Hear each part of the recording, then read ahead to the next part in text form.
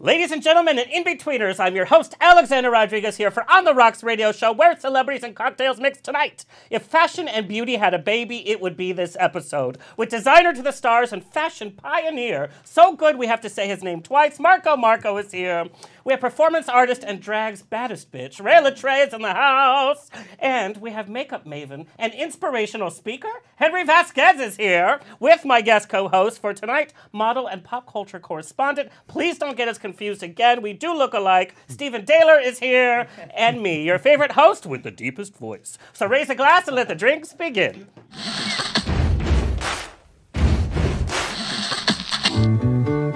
Thank you for being Boulevard. Life is a banquet, and most poor suckers are starving to death. I'd like to propose a toast. This is On the Rocks with Alexander, coming at you live, where I drink with your favorite celebrities as we talk about fashion, entertainment, pop culture, reality TV, and, well, that's about it. So pop a cork, lean back, and raise a glass to On the Rocks. Fasten your seatbelts. It's going to be a bumpy night. Lord help us, it is going to be a bumpy night. Oh, yes, let's get some applause up in here. Buttons and bells and pantyhose, this is On the Rocks, the place where we're too glam to give a damn. Valentine's Day is upon us, and I still don't have a date, but Ted Bundy found love while being a serial killer in jail. And apparently, like 3 more times. Yes, and like the only Netflix. serial killing I'm doing is Lucky Charms. Can you hear me on this? Like, Yeah. I have to hold it next to my face. Can you hear me, Tony? Kurt's in Arizona. He couldn't handle today's cast of you characters. And like all the food places are sending out coupons. Like Papa John's has a heart-shaped pizza. Sizzler sent me a coupon. I'm like, how did Sizzler get my email to begin with? And then the picture they have is 1 meal and 1 glass of wine. I'm like, they know me. They know what I'm going to be doing. Steak and lobster. Shade of it all. Thank you to our sober listeners for tuning in. We love you so much. Thank you for holding our hair back and driving us home. Drunk texting is literally the only sport I'm good at. Hello to our listeners around the nation on iHeartRadio, Universal Broadcasting Network, Player FM, Stitcher, TuneIn, Satchel, iTunes, Google Play, and Spotify. Of course, we are Facebook Live on Trendy Now in San Diego, True FM in Ohio, hello Ohio, and nationally on Bear World Magazine. Rawr. Check out my weekly Bear World Magazine movie news, movie reviews, and celebrity interviews. Now with video. This week I talk about Wicked the movie, all you musical theater nerds. Wicked is being released 2021. Lady Gaga wants to play Elphaba. Oh, really? Academy Award nomination number 2. I'm so happy for you. Glenn Close wants to redo Fatal Attraction, by the way. Oh my You God. guys are too young to even know what Fatal Attraction is. Oh, honey, I know a Fatal Attraction. Fladel? I know Fladel. I know Fladel? That's a Fatal porn parody. Attraction, Fladel. No, but like, Fatal Attraction. That sounds nasty. yeah, that movie's going to be made before we leave. But she wants to do it, but she wants to redo it from the female perspective, which I'm all about. We Oh, know that that's she hot. can't sing Sunset Boulevard to save her life, but she can sure act. Boiled bunnies to the rescue. A big shout out to our sponsor, Vista Grande Resort, an oasis in the oasis of Palm Springs. 29 rooms over an acre of land, with rooms ranging from 250 square feet to the luxurious full apartment they put me on when I stay. 2 pools, a lagoon, a waterfall, and a steam room. You can't get much better. I stayed there last week, and it was, as always, so lovely. They even give you a sandwich at midnight if you're hungry or if you come back. Shut up. No, they do. How Shut dare up. you? They have a little thing that Not says, happy need a about the sandwich sandwich? at midnight. Yeah, there was a lot of things happening being served at midnight. But go to VistaGrandeResort.com to book your stay. Okay. Also, our other sponsor, do you know your Bear Worth? Bear Worth is clothing. It's a reminder that if you're struggling, whether in self-esteem, self-image, health, relationships, or life, you are good enough and strong enough. Using apparel as a tool to lift your spirits and rebuild your confidence. The phrase "bear worth it" Bear that was worth. going a whole nother direction. Yeah, they have tons of fun clothing, accessories, backpacks, even pillows and towels for men of every shape and size. Visit them at bearworth.com. Our website has been updated. It looks gorgeous, and you can watch everything and listen to everything all in one place at ontherocksradioshow.com. Of course, you can watch the video on Facebook, YouTube, and of course the now trending app for free. My mom, Mama Rose, is in the chat room on ubngo.com and Facebook. Ask her your questions. She will answer it. If it's a burning question, she will text me and we'll ask it right here and now. Keep her busy. She has a bottle of vodka next to her, and I don't need her drunk stalking people on Christian Mingle yet again. Those poor Christians. Those poor, well, any religion, right? Just ask Chris Pratt. Oh, no. Well, I mean, not no for him, for all of us. I have been so disappointed. So we know that Tom Brady won the Super Bowl, and then they're interviewing him, and then there's a red Make America Great Again hat. Yeah. I'm like, okay, there's one hot guy that I can't think about later. And then now Chris Pratt is going to did you hear homophobic churches. Hello, Jesus. But Men. there's a lot of people who go to that same church. Yeah. But they're all famous. Like Justin Bieber did it. Well, for a and minute Selena there, Gomez. he was all like very vocal about rights and all that stuff, and now his response to because Ellen Page called him out on it. Yes. I love her. Yeah, and his Fucking response was ratchet just sort of bitch. like She's going to run for president someday. Mark my words. I wouldn't be surprised. She wouldn't win, but I mean. But I'm talking about like 40 years down the line. Maybe that's too long. hopefully- Yeah. Maybe Like, like fairness. what I like 10 about years, her I can is, see her. She's got passion. what I like about it is that she's passionate, but she's not angry, and she actually has facts and intelligence. I know. Yeah, she gets kind of It's a angry. soothing I've face. seen her. Do you see, wasn't it the Stephen Colbert show? She had a little bit of a rant. It's like she's like the nicest way I've ever heard anybody say. These like, are fuck rantable you. times. Yeah. I mean, I agree for sure. She's like the classiest activist we have out there. Yeah. She'll have tea and crumpets, and then she'll cut you a new one. Anyway, but we've lost Chris Pratt, and he's gaining his weight back again. So the gay community is not happy.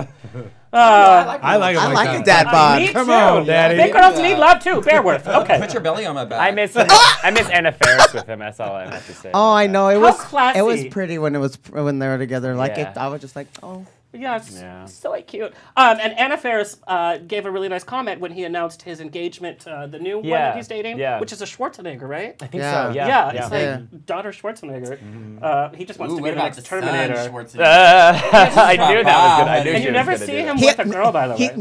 He's straight. hanging he's straight. out. He's always at the gym. Oh, yeah, that's whenever he straight. flies in. Uh-huh. No, gym?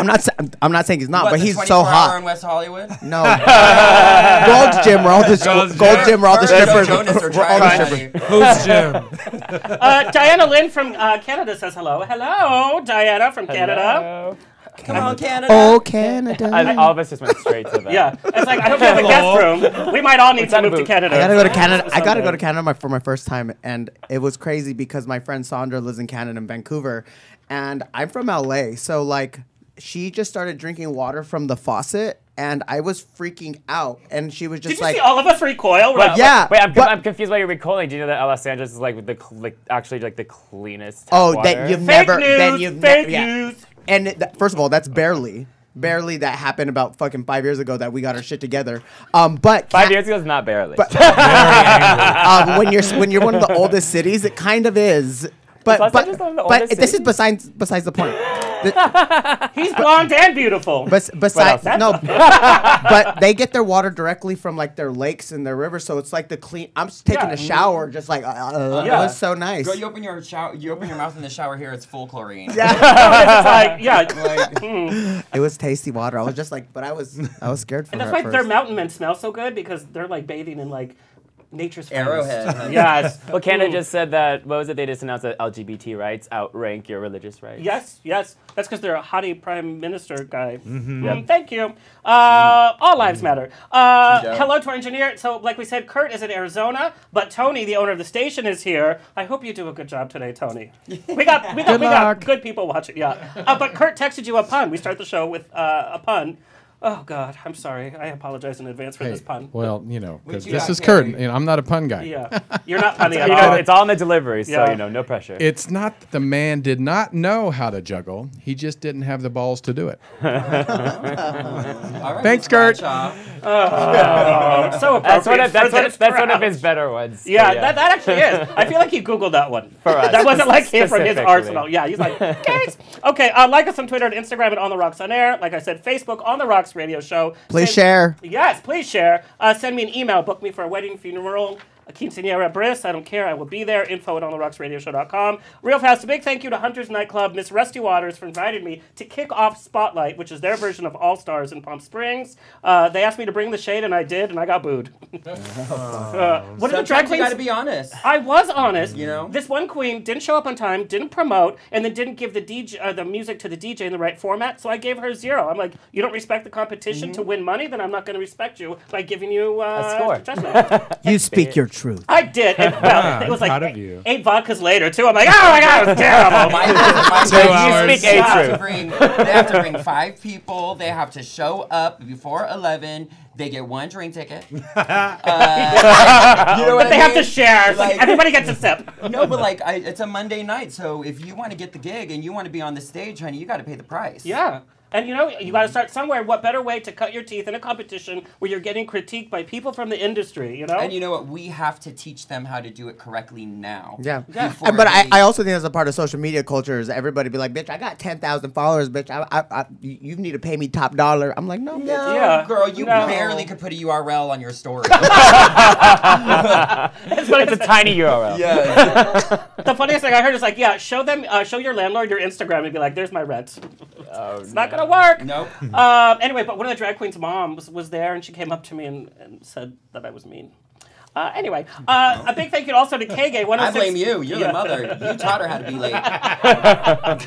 Thank you to 106.5 FM, the new radio station for the Inland Empire. They invited me for the morning show at 6 a.m. and I was there. How's that feel? Well, I didn't go to bed from the night before because we had two So you felt events. great. No, I felt great. And then You're used it was to a it. 3-hour morning show.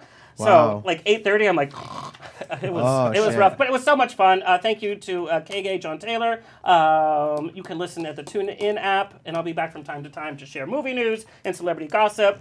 Saturday, May 18th, I'm returning to Long Beach's hottest pride party, Overboard, for my 3rd year. Last year, I co-hosted with Andrew Christian. And Real Housewives of Orange County's Peggy Sulahian. This year, I'm hosting with RuPaul's Raja and Adult Entertainer of the Year. What's Raja? Yay, Raja. That's my Raja's sister. Rhea's drag mom. Yeah, I know. And my drag sister. I have her tattooed on me. And Calm down, HV. And she was the inspiration for my performance on Sunday. She was the reason why I became a makeup artist. I said it to Rhea. I wanted to play it, but I thought, Yeah, I don't think anyone would get it. There was some Why? footage from Sunday Funday that someday it'll be released. Anyway, get your early bird tickets, overboardlbc.com, and all that. We're going to talk about Glitter Bomb a little bit later, Tony. Let me introduce our gay celebrity cast for tonight. Today is a day of celebration. As we talked about last week, I am celebrating 6 years of being on the air this week. Thank you. Also, Stephen Dehler, this marks our 2-year friend-iversary and your time on The Rocks. Yeah. Isn't That's that so crazy? exciting. Isn't that crazy? It goes by so fast. And it's Stephen Dehler's birthday. Is that how you pronounce your name correctly? Dehler? Yeah. Oh, fuck. Yeah. I was like, oh my god, this is my friend Stephen Dehler. For years. For years. Years. No, well, it was easier for me to say it phonetically so that if I said it out randomly. We're not phonetic. What does that mean? It means that when it's the way you say it is how it's written. Oh. So when Just I curse say, at me? Well, phonetic you. but if I say Dehler, people are going to type in D-A-Y online. Yeah. So if I say Dehler, they're going to would. go D-E. So it was just easier so that, now that I think it should go by like Stephen D. Stevie D in the house. I like the name Dehler. I was thinking Stephen Stephen Dick. Edward, which is my middle name, but then I'm... Our chat room was blowing up. Let's say hi to Sandra, Julie, Margaret, Sabrina, Jamie, Blair, Angie, Bev, Tia, Victoria, girls. Nicole, Paula, Christina, Cindy, Tiffany, Carolee, Hannah, Mindy, Denise, Leslie, Esmeralda. Esmeralda, is that really your name? Susan, Eric, Melissa, Brene, Tracy, Fifi. Well, Fifi. finally, Hi, Eric. Fifi. Hi, Eric. One man. Yeah. I think Henry Yeah, brought the I know. ladies. Actually, it's Eric Melissa, so I don't know if it's a hyphen. Oh, that's one of my admins. That's one of my it's her and her husband. Oh, they're share working a together? profile. Oh, never mind, Eric. Yeah. Hi, Eric. Yeah, she's actually one of my admins for one of my Facebook groups. Oh, I love that. That's awesome. This show brings everybody together.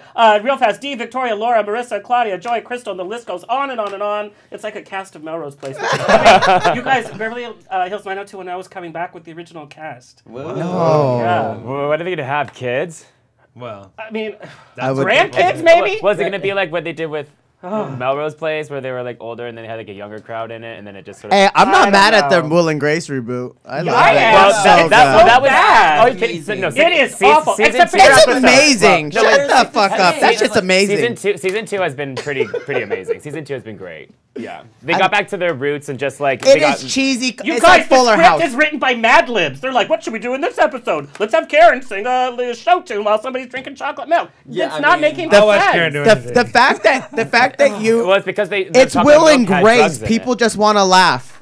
I don't need substance. It's like Fuller House on And you know Netflix. what? I don't love watch it them because of representing our substance. community. Yeah. I love the way they represent us. And I at a think time, do they it were in the a only great ones light. doing it. But now there's a lot of good quality program that we're not paying attention to that includes gay characters. It's not gay, but it's a full. Yeah, but just encompassing. because one The show is is- winning it's doesn't mean the tired. other show's losing. I like. Yeah. I Yes, don't- it does. It's not funny. Henry, it's not funny. I thought it was Tio. hilarious, the episode where Jack like accidentally gets his entire face and hands. That was the funniest thing. That was like a That Carol was funny. Burnett, Dying. I Love That was a Lucy Carol moment. Burnett. See, Yeah. the fact that you said Carol Burnett and I Love Lucy shows that we're in two different generational gaps. And I love the new Will and Grace. No, it shows. Wow. It shows I have cable. Okay. I grew up poor and Mexican, so I don't deny it, bitch. I had 3 channels. And you made each of them work, too. I love you. Okay, but let me reintroduce you to the cast. Stephen Dehler, regular part of On the Rocks family and our resident pop culture correspondent, is a cover and runway model, having appeared in magazines all over the world for many product and fashion campaigns. He's been featured on the cover of the international men's magazine DNA, which I'm a big fan of, and is one of the main faces and body parts for Marco Marco Fashion Design, and is a favorite on Marco's runways. Last season of RuPaul's Drag Race and Will and Grace, the really good episode. Please welcome back Stephen Taylor. Yeah. Thank you. Rhea Litre, having come to LA to audition for American Idol, Rhea Litre, sometimes known as Josh Miller, over the last How dare decade, you? allegedly, Joshua. yeah, Joshua, Not my government name. girl. Oh crap! They're gonna find you. Remember when Facebook tried to get involved in our lives? It was like, what? Oh yeah, you could be a Not drag mine. queen. I called them. I said, I identify as Rhea Litre. And Sister Roma hooked it up. Yes, you go, Sister Roma. Yeah, I remember all that drama. A lot of drag Yeah. queens still have their other name now. Over the last decade, Rhea has made a splash as LA's gender-bending it girl, from hosting popular parties to gracing the runways of Marco Marco fashion shows. I think I'm the only person that hasn't been on the runway. Henry, have you been on? But I was the art director for one of I them. was gonna say, I was so the makeup you're kind director. of on it. I think Maybe maybe you're next time. Maybe Yeah. you're next. We should do Yeah. I want to come in a suit. I want to come in a suit. A birthday suit. No, girl. That- That's too much birthday for anybody. That's like a week-long birthday. And mind you, I went live. That's I went okay. live on Facebook while I was doing the creative directing, and it was literally one of my most viewed stuff. Like, it was so cool taking people into the background of that. So it was. Well, we're going to talk about amazing. that. Marco Marco's shows and the sincerity behind it, and everybody it brings such a different energy to fashion, and we're definitely going to talk about that. In addition to hosting parties and being on the runway, Rhea is also a singer-songwriter. In 2012, she released her music video, Let's Have a Kai Kai. Yes. To date, the video has generated more than 3 million views on YouTube. She has literally traveled the globe, spreading her talents around. And my Not legs. just that, yeah. Yeah. Oh, that's what you call it now, huh? And despite the fact of never having appeared in RuPaul's Drag Race yet, she has made herself a part of drag history. Please welcome back Rhea Litre. Thank you for having me. So demure until we get down to it. Marco, New York Fashion Week witnessed its first show featuring only transgender models. Yes. This was, of course, masterminded by Marco, the Dominican designer. Dominican. That's new. That's what they started saying. It's I like half it. Dominican and is. half Puerto Rican. Which half is Dominican? Huh? Which half is Dominican? What'd you say? One can hope. Marco is an LA-based clothing worn by Nicki Minaj, Katy Perry, J-Lo, Mariah Carey, Britney Spears, just to name a small few, and I really mean that. The show made history and helped bring some diversity to an industry that still upholds a very narrow view of beauty. Los Angeles native Marco's history with the LGBTQ and drag communities goes even further back. His designs are often on RuPaul's Drag Race. He started working with them in 2009, but his background comes from theater. He attended California Institute of the Arts, where he majored in costume design. In 2003, started his own brand, because, it's so easy to start your own major empire. Marco focuses on costumes, underwear, and it heats things up on the internet. Having come to know Marco, I can personally attest his energy is sincere, and he remains humble even after his 10th drink. Welcome. And joining us new to the show, Henry Vasquez, a fellow Southern California native. Yes. At the age of 19, began his journey into the makeup world. He always loved art, but it was his friends in the drag community that really sparked his interest. Attending makeup school was not a possibility coming from certain means, and we know about tuition costs. So he grabbed life by the hand, and he started reading every makeup book that he could find and just self-educating himself. This dedication got him a job with MAC, where he worked on and off for 5 years. And as soon as he was old enough to really start working to help support his family, he took a job at a distribution warehouse at Target. At Target, throwing boxes and driving forklifts for 7 years. Crazy, how butch. Yeah, so butch. For reals. Only openly gay guy, too. So that means you got all the Yeah, good let's say, genes. quite And popular. You see how he said openly, only openly. And there was a little hotel next to that distribution center that could tell stories. I bet it was a distribution center. But this is what you do if you're passionate enough for what you want to do, is you work as hard as you can. And at the same time that he began in the world of social media, he began trying his hands at public speaking. He spoke about his life struggles and how that helped him in his artistry and building relationships with other artists. In 2012, he started holding workshops where he taught makeup and also used that platform for motivational inspiration as well. He has hosted over 100 workshops throughout the country. In fact, a very successful one just this last weekend, right? Yes, girl. And for St. Patrick's Day, too. Yeah. Well, that one was Valentine's. This St. Patrick's Day is next month. It's coming up. We have a little thing there. Oh, yeah, yeah. Sold out. You better get your tickets now. He changed gears and became a consultant for other makeup companies, focusing on product and packaging. And after working with 10 other brands, he decided it was time to launch his own company, Hank and Henry Beauty. Launched in 2017. Quickly grown to an amazing brand with quality products and campaigns that are gorgeous. Yes, girl. And we just acquired one of the biggest makeup schools in Southern California, so that's awesome too. That's crazy. And took it over, so yeah, that's awesome. Thank you. Congratulations. Welcome, everybody. So I'm all hot now. Whenever people talk about me, I get nervous. See, I took off my leather jacket because of that. Sweater. So the reason we're all here is you guys have actively worked together and you kind of have supported each other. Supporting each other in the LGBT community, does that happen? One of the main questions I got in a variety of ways for you guys, with so many opportunities and so many people that you meet out in nightlife, like, hey, we should work together, I own a production company, or I'm this and that, and you're like, how do you actively make the decision of who to partner with? What are some of the red flags that you feel for, and what actually makes it click with somebody to build a long-lasting relationship? I think. Oh no, you go. Well, I don't think that it's hard to see when you can like click with somebody. Yeah. I mean, it either happens or it doesn't. Yeah. And it's totally organic because we've been working together in nightlife for Ever. 10 plus years. Yeah, probably. So I mean, if you can't make friends after 10 years of knowing somebody, you're just an awful person. I have to say too. I think I remember the first time meeting all three of you, and it was an immediate like, oh, we're friends. Yeah. You know, That's not normal. neither are we. No, but that's a really good point. Knowing us all individually, I feel like we do share in common that we're people that come from a place of love and we want to have fun and we're not shady. So I think that's what really kept us all together, and the fact that we are also passionate about what we do individually. And I think we've been waiting for a chance for it all to come together. Yeah. We're also all able to, we're all able to work sort of within the same interests of each other, but without really overshadowing anyone. We all kind of, we all have our own kind of. That's one of the cool things too it. about LA. I tell this a lot to my straight friends and people who aren't from LA. Is most people who live in LA, especially in the gay communities, are left somewhere where they weren't wanted. Or came here not knowing anybody. So you find your friends at the clubs. Like when I go to a club, it's not to necessarily, I mean, I want to, but it's not like to hook up or to get smashed. Sometimes it's a meeting ground because we're all so busy. It's just like, am I going to see you on Thursday night?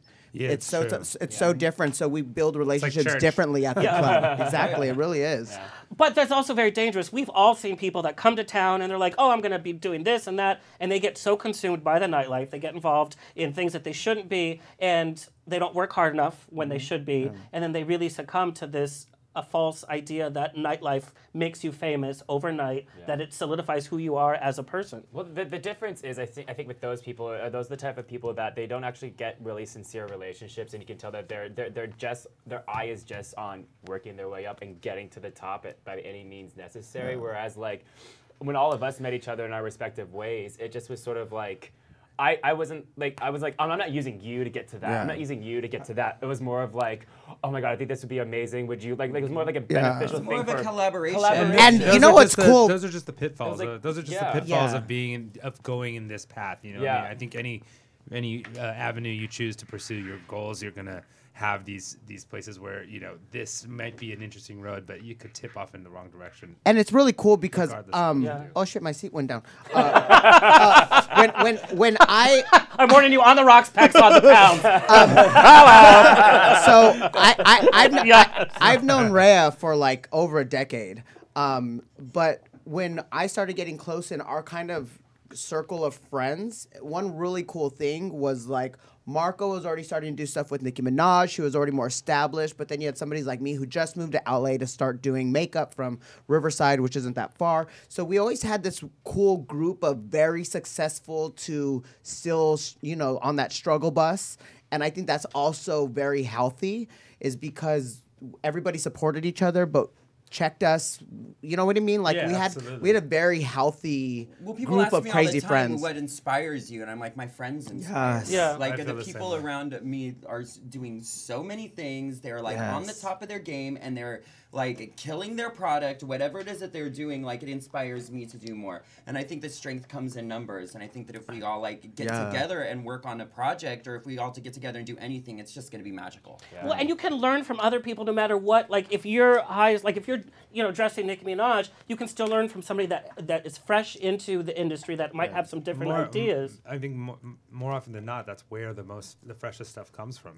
I think part of why I started to get really into like the fashion as opposed to costumes and stuff was because I started to hang out with all these kids in nightlife and seeing these outfits that I remember one of the first times I went out with Rhea, she took some feather skirt and put it around the brim of a hat and just walked around with it. I was like, that's the most amazing. Gorgeous. It was so amazing. I just stared at it all that. You're a bitch. No, but I bet you it looked amazing. No, it was amazing. Was that back when Rhea was amazing. To wear wigs? Yeah, it was amazing, and I didn't know her, and I thought like the balls of this person to walk around with this skirt and make it look that good. Like that is an inspiring thing to be around. Like that's something that you don't get to see all the time. A lot of times you'll see someone in some amazing pair of shoes and they look stupid because you know that they're trying to floss. Yeah. You know what I mean? And I think that type of confidence and sincerity is what, is the most inspiring thing you can be around. I love when you look at me because you're trying to make up for bringing up that fucking hat. Yeah. That hat's going to be in the Smithsonian someday. It's not a hat.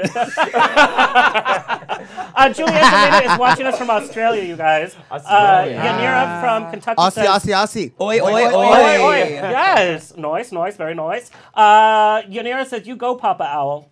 Oh, that's me. me. Yeah, that's his nickname. That's what they Papa call Owl? you. Where'd you get that? Well, it's because my logo's an owl. Yeah. And it's my grandmother's family crest. So I have a support group on Facebook. It's like almost like 50,000 members. It's a private group. You have to get accepted to get into it. We have I think almost 20 admins, and it's a support group for women and men. I love that. You're not allowed to talk about religion or politics. It's only just to laugh, make jokes, and so that's kind of what's helped me grow, and it kind of humbles me because you have people who go on there and just talk about like life problems, family problems, and then you'll have 800 comments of other women and men supporting them. So they always call me Papa Owl. That's beautiful, Henry. Yeah, I love so that. cool. I didn't know that. Yeah. I didn't know that either. And it's funny, we can get wrapped up in like the fun and the glamour and all of that. But you did kind of have a rough background. You're the oldest of 11 kids. Yeah. And How do you... My mom, I wonder if she's watching. My mom's an on and off meth addict. So and what I realize is the thing that's helped me the most in growing my business is just being not quiet about my past. I feel like I'm in an industry that has a lot of beautiful faces but no voices.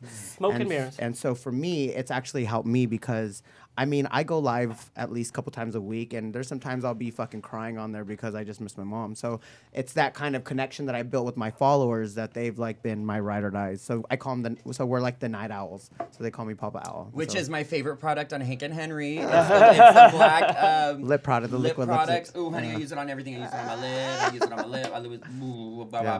Get the night owl. It's everything. Especially if you're a drag queen. If you want a black that pops, get that shit. I think we actually have some pictures of models in that black lipstick. But coming from such a big family with certain struggles, financial struggles. Can you give me some more liquor too? Yes. With financial struggles and addiction struggles, how did you grow your own voice and become your own identity with so many like kids in the house and so much responsibility? When did you get time to focus on you and discover who you were? Well, I mean, first and foremost, I never was in one household with all the kids. It's all step and half. Got it. So I was moved around a lot. Honestly, growing up, I was actually really, really quiet, super insecure. I don't know what necessarily changed other than the people in my life. So I always attribute to the people in my life because I feel like you're a product of the people you surround yourself with. And that's like I always say, I've always been in Southern California, but living in LA is different from living 5 minutes outside of LA. Mm-hmm. And so, like, once I moved in here and I was on the struggle bus because I could fucking barely pay bills and it was just really hard, I met so many amazing people who were all going through their own issues, regardless of how much money they had in their bank account. Yeah. And for me, that made me realize that like there's so much more that connects us. And so then I just started to like talk about it because I got my mom clean for 7 years and then she went back to drugs 6 years ago. And so that's when I just started talking about it when I moved out here. So that totally changed my whole perspective. And I'm glad that you're so open because there are youth out there that are struggling financially with their sexuality, with what they even want to do in life because they're so busy taking care of. So to hear a story like this could be so inspiring. It just takes that one story, that one person to change. Now we're talking about journeys, Rhea. We know every typical mainstream drag queen, their journey is to be on RuPaul's Drag Race. Right. And I know you've talked about this in some interviews, and I know social media keeps asking, what is the problem, and how come you haven't been on the show? I don't think there is a problem. I think that it's just, it's... The problem's with them. I mean, what's their problem? I think that they're creating a reality show. There's so many aspects to creating a cast on a show. Would I fit into any fucking cast? Yeah. But maybe they're just waiting for me to get so damn sickening that there's no point but for me to win. I feel like they already know she's a ratings gold, so they're waiting for their ratings to go down and be like, all right, let's get Rhea out. That bitch ratchet. She wear feathers on her head. Listen, RuPaul's Drag Race is my favorite show on TV. It's even the holiday special? Yes. I thought the holiday special was gay. It was campy. It was Christmas. It wasn't going to be a whole RuPaul's Drag Race season in one episode. And I loved what they did with it. I love what RuPaul's Drag Race represents. I think that it's done a lot for me, especially in my career, for me to be able to be seen all over the place. A lot of my... the foundation of me traveling the world was part of me doing music with RuPaul's Drag Race stars. Yeah. So if they weren't on that show, then I wouldn't have been able to get on that platform. So I'm very grateful to the show. I love what it represents, and I love the challenges. I love watching the show and seeing like, ooh, bitch, what would I wear? What would I do? What was that? You know what I mean? So, with that being said, after seeing these past few seasons, I would slay every runway harder than a lot of people would have. The only thing I have to say is, like, now that it's mainstream, I feel that they're trying less hard, and they're trying to please everybody, and so they're not remembering where they came from. I thought the holiday special was so poorly produced, so poorly written. It's like, are they just trying to make money at this point? I thought that it was just a gay spectacular of being a drag queen. They can't be. Yeah, that was the Judy Garland Christmas special. I took it like that too. I mean, for me, it was like a fun extra little tidbit. It's like me watching Fuller House on Netflix. I don't watch it because I'm gonna get substance. It's just like old shit. It reminds me when I was young, and it's fun. I think it's canceled. Sorry. I also think it's easy to forget how I have big mouth. RuPaul is now this show and how incredibly insane it was to think that something like this would have been on TV 10 years ago. 1,000%. I'm just saying, like, all the gifts that we're gonna get when you're on the show. Those editors, they're gonna have to when your guys are dressed up as boys and talking about what's going on. I know that you're gonna have all those one-liners. Well, I don't like to stay quiet. You never have to wonder what I'm thinking ever. And they're gonna have to hire like 10 editors just to work on your material for like the. Oh Oh my God. Oh my God, I'm sorry. I tried to put my sweater. Oh my God. Oh my God, I'm sorry. There's a collapse in the studio. Tony. All the night owls Help us. probably went crazy like, Papa! Took Sorry, himself my out. bad. You know what's funny? Because we were Death by Rhea's lighting. I asked them to put that light there for me. I'm sorry. You know what's funny? Because we used to be at... Do you guys have insurance? I will sue. It's funny because the show used to be at Sunset Gower Studios, and there were so many ghosts there. Anytime we had a psychic on, the lights would burst, whatever. So I was just like, I was taken aback. No, that was all my fault. But Rhea, we did get this question. Your material that you do on your own is very sexually charged. It's very explicit. What inspired you to be outspoken? Were you always this way as a kid? I was always outspoken. I feel like I was the oldest of 3 kids. I was a dad. I was like getting the kids ready, you know, putting them on the bus, sending them to school. I was also captain of color guard. So I just always like to take things by the reins and do whatever I could. My mom always said that, like, if whatever you put your mind to, you will be the best at. So figure out what your zhuzh is and go with it. You know, I really love to collaborate with people. It's my favorite thing to do. I call it Nicki Minajing it. You know, when you like just collaborate you just with work everybody. with As everyone in this room has collaborated together. Because I feel like that's like the OG way of getting your foundation of your fan base. You know, is like introducing yourself to other people that you respect's fan base, and hopefully, if they like you back, they follow you back and like what you do. I love that phrase, Nicki Minajing it, because that's so true. Yeah, That is literally true. It's not even just her; it's just a lot of people. Yeah. Even like with Jennifer Lawrence, she worked with a bunch of the same photographer on a bunch of different stuff, and with other actors because they all just they got along, they collaborated together. It goes back to what I was saying about their strength in numbers, and I think that like the more that people work together and find everybody's best attributes and put them into one product and one situation, that it'll blow up and you'll be happy with it. I love working with porn stars because I think that porn stars and drag queens bring a lot of the LGBT community. The LGBTQ Elemental community, P. community together, because we like look for them for sexual content, and then you look for queens for entertainment content, and we all kind of meet and intermingle in nightlife. You're both sort of like you're both sort of like aspirational in terms of like the gay community. Like, you know, everyone that's not a drag queen or a porn star is definitely aware of what the drag queen and porn stars are doing. Right. But that's just it. Even like people that watch porn and, you know, in privacy, everybody's doing it. Everybody wants to be a queen for a day, be funny, look amazing. I mean, that's... And today's porn star is not, you know, the porn star of maybe 15, 20 years ago. They do kind of encompass that same social status as the drag queen. They're mainstream now. They're hosting nightlife. I mean, let's be honest. Their Let's be honest. personalities, their in sponsors. nightlife, LGBTQ nightlife, you know, your hosts of those nightclubs were porn stars until RuPaul's Drag Race. Yeah. You know what I mean? RuPaul's Drag Race came on, and then it was like, The Topher DiMaggio's. Montrese is hosting, and we're like, bitch, what happened to Ryan Rose? Yeah. You know? Yeah. So, he just retired. She's doing drag. Oh, he did? Yeah, he just We retired. love you, Did he Ryan Rose. Yes, love you, Ryan Rose. I've seen you in so many compromised positions. Now you can see him at unemployment. Just kidding. But I do want to take a peek. You know, we've had Taylor Olson on the show, and I know you guys have a really good working relationship. And I want our listeners to see Rhea do her thing. So let's take a little peek at this Damn. This actually was taken at Makeout Mondays at Foo Bar, which is my every Monday night party. No cover, $5 cocktails, and even cheaper thrills. Roll that. Oh, also, if you have kids, take them away because there's no radio-friendly version of this. So Yeah. You got me like damn. Excuse me, ho, but you need to back up. Pussy by Gucci, so you need to not touch. Damn, like body, like face, like flow. Money like bagged up, bitch, you broke. R to the H to the E to the M. Local shit talking bitches better bow down. Just focus on your nothing while I'm cashing my checks. Making all these motherfuckers turning breaknecks. You don't fuck with me, I don't fuck with you. I got Bryn Taylor Olsen, and my whole crew. I might be blunt, but baby, I'm laced. You're now tuned in, Rubber Rhea's Drag Race. Damn.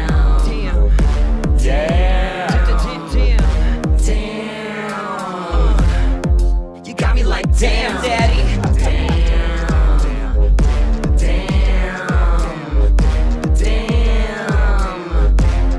You got me like damn. Yeah, that was so fun. you guys, check out the full video and download it. I love you, Taylor. Thank you for making me a part of that track. Bryn Taylor produced it. We had so much fun. The whole video. You guys recreated that little West Hollywood. You guys recreated the little Lindsay, Britney. Yeah, we recreated that in the Jeep. In the that car scene. I love it. It's so good. Really fun video, and that's one of many of Rhea's nuggets of gold you can find out there. Nuggets of gold. That was my name in prison. Notice it wasn't Lil Nugget, it was Nugget. So talking about working with the LGBT community, Marco, I'm assuming that your bread and butter is really designing and providing costumes and clothing for the A-listers, the J-Los, the Britneys, the tours, all of that. So marketing and targeting to the LGBT community, such as your last fashion show that was all trans, isn't that limiting? And isn't that a little risky for your brand and for creating a business? I don't think. I think what's limiting is having no representation in the market. You know what I mean? Which is what we've all been dealing with, other than Andrew Christian, which is only going to give you one version of the product. You know what I mean? And he's not really giving you anything socially relevant to go along with it. Sorry, Andrew. I didn't mean to be mean. But there's nobody here said anything. We're like. I can see your faces. You can't see all their faces, but I can see all their faces. Andrew's market is very, gay, boy, young boys that want to, see each other. I mean, I could care less. Anyways. Yeah. I think it's but he made that decision as a business owner. He made that decision like 5 years ago to come out. And the beauty of Marco is that it's encompassing all of us in the LGBTQ community. Not just that, though. It's straight, it's gay, it's girl, it's boy, and I have people that big, small. I'm just responding to the people that come to me and communicate with me, and I do have straight people. Bryn Taylor's come and bought boxers from me and stuff like that. So I see that these garments are not necessarily just for a certain kind of person, and they shouldn't just be marketed to that kind of person. and from a marketing perspective, as somebody who's gone and helped brands build their companies bigger, like that is one of the smartest things you can do, because one, to do anything before anybody else does, nobody else can ever take that away from you. So, and then two, it's something that's needed. I mean, right now we are in that area. And I really feel like I only do these shows for this purpose. Like this shows, I understand that they're like a marketing thing, but I couldn't lay down numbers and say like every time I do a show, my sales spike. Well, it really is like a piece of my social. It's part of what I believe we should be doing, and I have all these incredible people that I'm friends with, and why shouldn't it be that? And it's authentic. As someone that because I've worked with a bunch of different designers for various different runways, and the one difference that Marco has that from any like literally every single designer that I've ever worked with is that Marco, the model doesn't go there to fit Marco to be the mold that Marco wants to make. Marco picks the model, and then that model is the mold that he creates them for. Yeah, I make the clothes based off of instead of someone coming there and him being like, no, you don't fit that look, you don't fit this look, you don't fit this look. It's like, no, you're sickening. I want to make a look based on you. And my whole year is like every single day is like me talking to a client, giving them what they want. It's my whole daily life is about specificity towards like someone else's desires. And so this is my one time every year that I get to show off whatever it is that my mind is at creatively or aesthetically. And that's why I'm choosing all these different bodies and all these different people, because I want the opportunity to throw myself outside of my box. I've dressed 800, size 0, 17-year-old girls. I don't need to do it again for myself. You know what I mean? For myself, I want to do something that's about me. Well, even though you're fitting all these bodies and personalities and every show has a different theme, you can still see your work as a theme, whether it's J-Lo wearing something or whether it's the LA Fashion Week that I sat at. So I sat next to this lovely couple at LA Fashion Week, and I was telling them how much I loved you and your shows were great and that you had done the radio show, blah, blah, blah, and I'm blah, blah, blah, blah. Nikita Dragun's parents I was like, you know, I'll stay quiet. I love her, by the way. Nikita is happy Her birthday! Victoria's Didn't she Secret. Yes, her Ooh, ba, ba, birthday. ba, ba. And her parents were so lovely and so down to earth, and So they were just sweet. excited. But it was just like, this is the world that you've created for people that are your fans, that are in your shows. It's like a family. It's like, yeah, It is a like family. we get it. It is a family for sure. Mostly everybody that Marco puts in the show, he knows personally on some level. And if not, I will from that point on. Yeah, Right, you know, you'll after never they take not- off. and I've never for somebody who like has got to work the back part of it. I've never known anybody who works the show because it was a job. Because it doesn't feel like that. It's literally like It's an experience. Yeah. Apart from it being experience, it's almost like a family reunion. It's like it is a family. Yeah, it reunion. is. Everyone gets It to is see each like other. that. Most people that are in your shows are all of us. Most of us know each other, and Yeah. a lot of the people that we haven't seen in years. You guys are all working Or in you so many create different you do build, like when we did the show in New York, I had 27 guys who had never, a lot of them had never done runway. Many of them followed each other on social media and had spoken or, traded information and never really met in person. And all of a sudden they were all in one room and working out together and having this incredible moment. And I see when I'm checking up on them on social media, I see them, lifting each other up, supporting each other. This is a great pick. And they're so supportive. And it's such an amazing new layer that's been built. You know what I mean? And that's something that I love that. That I'm going to get to have and be a part of for a long time, and that's an amazing thing. Now, how has the fashion industry at large changed the most since you've hit the scene? I feel like when I first got out of college, we were like just getting out of the whole Lilith Fair thing. So like fashion was like Jewel, like granola, very organic, down to earth. Maybe Paris was in like 2 tank tops and like a silk skirt with like the crazy spray. Yeah, tan. and then feathers on her head. Yeah, and you had like all of a sudden you had all these sort of like wild girls coming out like Katy Perry, Nicki Minaj, like these people that were sort of stepping up their costumes. And Kesha, people were Lady Gaga. People started to become and like with edges, I feel very performative. And then I think Lady Gaga closed that chapter. With her. Right before when she went country, she was like, even she couldn't top what she did. Right. So it was time to clean the slate. You know what I mean? And I think we've had that moment. You see people like Brandi Carlile, Julia Michaels. You have all of these singers coming back in who aren't escapists. They want to talk about their problems. They want to talk about how rough life is. And that's an exciting time for music. It's a less exciting time for fashion, I think. Or the kind of fashion that I make. Because, those are not the kind of people that necessarily want to be so performative with their bodies. But luckily for me, this has all happened in a time when drag has really sort of accelerated and become this huge force in its own, and that's even more suited to what it is that I love to do. Yeah. So I also talk feel Manila Luzon's fucking exactly. spaghetti look. That was the thing I wanted to ask Rhea, because I was just saying that we were so sort of like unimpressed by like the halftime show at the Super Bowl, and then it's like these performances that we're seeing, and a lot of us weren't really impressed by a lot of things at the Grammys. And now that Drag Race has gotten so much bigger, and we're seeing like drag queens in such like a centralized media.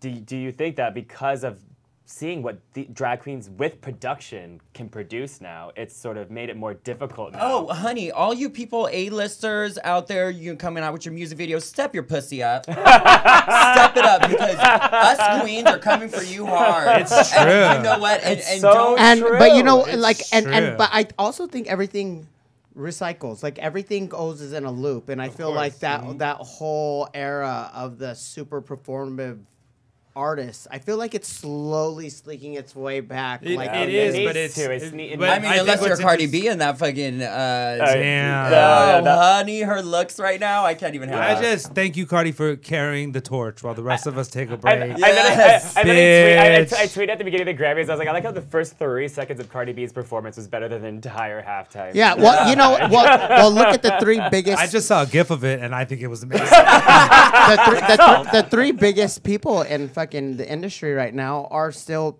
Nicki Minaj, Drake, and now Cardi B, and it tells you a lot because even the hip hop community has gone into that art aspect. Yes. Because one, now female rap is now it is the empire. You see all these new female rappers coming in, and they got a gay friend. They love the fucking drag community. They're all women about are kicking ass because that's happening in Hollywood now. Women are leading the box office. Wonder Woman is one of the top superhero films. And people thought it wasn't gonna do. And the Grammys, it was 31 women who won or something. 37. Captain Marvel comes out next month. Like it's all like female led, and I think I believe they had. And behind Brie the scenes, Larson, I love And you. behind every great woman is a gay man. yeah, And then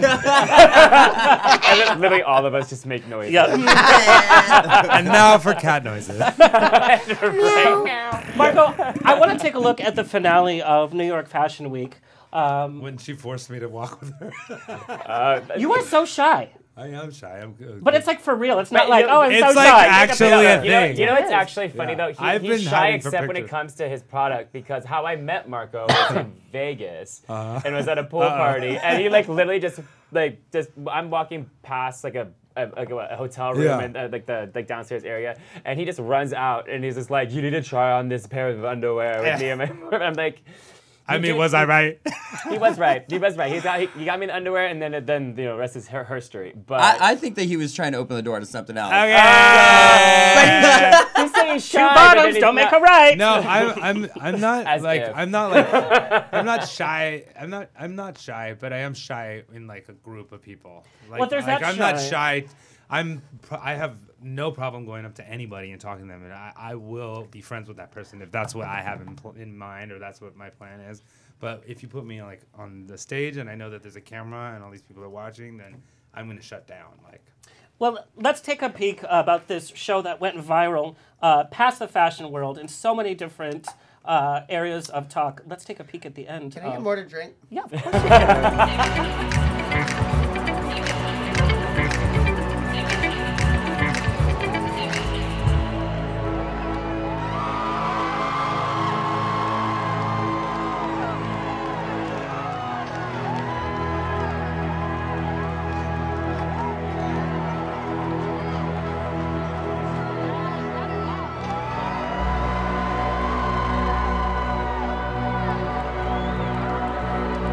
Yeah, she knows how to work that. Oh yeah. What was the energy like? she was so backstage? generous. Oh, people were dying watching her go 3 times. Now, keep in mind, all of these Gina models Rosero. are from the trans community. These are yeah. all part of the community. Work. Non-binary. I mean, these are well, they're people from our community. You know what I mean? That's The only The problem community I have is with this shook. runway show is that I wasn't there to be behind the scenes because everyone know. knows that I need me an F to M husband. But all the ones, they all just need my to God. have Look at their that. fine girlfriend. Is that Gigi? No, that's Yeah. oh yeah, that, No, no, no, that no, was Gigi Claudia. will That's come. Gigi. Tracy Lissette, I love you. Bitch stole my hair. And no matter what type of clothing, you can still see your signature, whether it's a tiny you. piece of Carmen clothing or it's a Cabrera. gown. Everyone did amazing. It was an so amazing good. show. It was there was so much love backstage. I mean, everybody that was participating in it just knew You know what a it- special Everyone was moment very it was. supportive. It would have been, Yeah. but you know what would have made it better if Hank and Henry Beauty sponsored Okay. the makeup. Next year, girl. Note to self. The night owl, yeah. But you know what's very interesting? You know, there's so much energy and nerves backstage of a regular fashion show. Oh, look. And now you Marquise. have a whole cast with a different set of body issues. You know, they're in their underwear, they're out for the whole world to see. It's themed as a trans. That must have had a whole different energy of getting changed backstage and dealing with those nerves. on top of Honestly, everything else. I don't. There wasn't. I mean, the reality was that everybody Can I get a chaser? everybody came in together and was so excited to be there, and there Look was how so cute much you love are. and- Look at that. Oh, look, he's so shy. He's like, who, me? No, because she made me. I kept trying to pull away, and she was like, "Oh no, darling, Oh, mi you will come with me hermano. to the front." How many You have didn't guys get to do done, your Marco? signature. You didn't get to know do by this. now. Yeah. You didn't Oh, get look. Oh, there we go. Yes, like, She you know by pressured now. me into it. She Like, you just She can't said, wait "Not for that today, to- honey. Not Yeah. tonight." she got Shout me out to to ham it Marcus up. Molinari in the audience over there. Gorgeous. Well, I mean, that was just a huge statement, and you know, I was honored to be a part of it. I was I felt very like lucky that I was allowed to be the person to bring that Yeah, that was amazing. to life. Okay, we're going to do a quick round of rapid fire questions, and then we're going to get back to it. So you guys all have to answer the same question, and we'll take turns whoever who wants to go start first. Oh, shit, this always gets me in trouble. We'll start off easy. Worst fashion trend that you fell victim to? Steven, you go first. The frosted tips with the Oakley sunglasses and the giant puka shell necklace. Yes. Oh, God. Oh, that's like current lesbian fashion right now, by the way. There's a photo of me with a bunch of girls behind me in that look in high school. I know like, exactly everyone that had look. To, you know, I could never do it because, hello, I was Latino. I had chiclets around my neck. Rhea. Anything I wore before 2018. Oh. We actually have one of your transformation pics. It's there. It's you side by side. Oh, I see Tony it, will you find little it. bitch. No. Well, that's you. That's a good one. You are. Oh, I like to party there. Trade transformation. Is that an Arambuska picture? It is. It is. Not an Arambuska. To the left. I think all of us have an Anabuska picture. Yeah. No, not that one. No. There we go. There's our transformation. This is a 10-year. That was my, Oh that my was my God. first paid gig on the left. And Is that was Oasis? No, that was at Club Tijuana's in like Orange County or something. Fuck. And my friend. That club was shut down. They built a wall around that club. You couldn't tell me nothing. Oh my God. I was okay, I was doing J-Lo, Avi. I can't see what's happening in this. I'm living. There's a performance. 10 years. The 10-year challenge. And then that was me a couple weeks ago at Make Out Mondays. Same. I love that. Okay, Marco, worst fashion trend that Hi, you fell. Colby. Sorry. Go ahead. Worst fashion trend that you fell victim to? I have two that I can think of. One, True Religion jeans. I just think it's like terrible. Yeah. And two, I used to have hair about as long as Rhea's right now with a big blonde chunk in the front. And no, you will not get it. Did you fall victim to True Religion when you Oh were no, we have an early Fergie? picture of you, Henry. Yeah, we do. You have like emo hair. Oh my God. Yeah. First of all, fuck that. I love my emo scene days, bitch. No, it was good. There we go. You guys, look at Henry. Oh my God. That was my Edward Cullen, a Red Twilight. Yes. Bitch. I love that. Scary Kids, Scary She Kids. was modeling too. She put her finger was. Yeah. She knew Yes. she did. No, Yes. Are you afraid of the dark? So no, Mayhem Miller has a picture of me from before this era when I had long curly hair, and I used to get the cap that you would pick out your hair to dye it. And then that was before I had braces, so my teeth looked like fucking I ate rocks as a child, like it was all gang signs and everything in my mouth. So it was a very, and puka shells, Abercrombie, and then Fierce. Abercrombie and Fierce? Yeah. No, So you put them all together. yes, it was every. What was the cologne? It was called Fierce, right? From Abercrombie and Fitch. She's like, what can I fall victim to? I don't remember. Everything. Oh, it was What was horrible. the name before? I forget. It was Fierce. I love the smell, but like I could walk into Abercrombie and be like, "Can I buy the cologne, please?" It'd be like, it's called Fierce. Yeah, the photo with Marco. It's called You're Definitely Gonna Suck Dick for the rest of your life. True story. Something that you do in your free time that would really surprise us. Henry, you go first. I don't do anything in my free time. I don't have free time. So I literally. Do you have like a habit that we'd be like, oh? I don't know. I don't. I mean, I like pickles. I bet you do, girl. Yeah. I mean, Okay. that actually, to be honest, I am at my office probably 10 to 11 hours a day. So when I get home, I fucking sleep and watch Big Mouth on Netflix. 'cause What's it's Big the- Mouth? That's The cartoon. with about like I actually have Going like a through puberty? very. I mean, okay. I mean, I do like volunteer work, but that's kind of like that's about it. I Well, don't. that support group that you have, that came as a Yeah. big surprise. You know what? To be honest, like, I am so blessed that I wake up every single day doing what I love. So I try to make sure that's what I do all day, every day. Especially because like my followers are fucking crazy. So like they will literally, if I'm gone, they'll start putting out milk cartons with my picture on it. So I do go live a lot. I do one-on-ones, like where people can come and spend the whole day with me, and I take them out and get them fucked up, and then probably make out with them later. Oh, that's They're all ladies, so it's fun. I Awesome. love making out with some middle-aged Fish women trap. from the Midwest, bitch. I love that shit. Rhea, something you do in your free time that would surprise us. I'm gonna let Marco answer that question. What do you do on the free time? Yeah. Marco? You do Marco? Rhea, That surprised me. When Rhea's off, she's like the happiest. So that's Josh's time. You know, Josh doesn't get a lot of time, so he likes to come over. We play video games. We smoke a little Video weed. games. That would surprise me. Oh man, that was mine. Oh, bitch! I am so into Gauntlet. If We you all play are, video if you are games. PS3, We're and gamers. you- PS3. Yeah, I live. Oh, I still need to have a battle with you on Super Smash Bros. Oh yeah, I beat everyone at that photo shoot. I didn't want to too. play because I didn't want to Yeah. embarrass everybody because I'm literally iconic. No, I'm real good. Okay. No, you Yeah, I'll believe it when I You see wish, it. bitch. I am like one of those. I'm one of those crazy video game nerds that I played video games so much when I was in high school that I played this online game, and when I was finished, was finished with high school, I started to have a social life. I sold the character for $1,800. What? Yeah. Wow. That's amazing. You I was, also at my used to photo draw shoot, those he was just characters. That's so destroying funny. everybody's That's my nightly self-confidence. rate. I guess that could be one. I mean, I used to be an artist. Steven's a really good artist. Well, and he plays piano really well. We Yeah. played some of his music Yeah. here. Right. Yes, with butt crack and all showing. But also, you like, know, I just marketing. got some I free can't- time I can't play this piano without my weekend, butt and crack. all I did was binge watch Game of Thrones, which I've never seen before. I haven't seen so one episode good. because I think I would get too addicted. You- I'd Oh, yeah, cancel it's life. so It's, good. someone just started on a the week last and a half season. ago. A week and a half ago, I started. I'm already on season 5, episode 6. Drink the Kool-Aid. Yeah, Just do it's- it, I'm man. glad That's, to- that's the way to watch It's it though, totally because hip. it's been so frustrating being someone that's watched it since the They have to beginning, wait. And having to but wait. like now I don't even remember what the hell happened in Yeah, season 2. it's- You They have They to better wait do a until- recap on the That's first why I think episode. They always do. They always do. They always do. 45 but years it's not enough. later, yeah.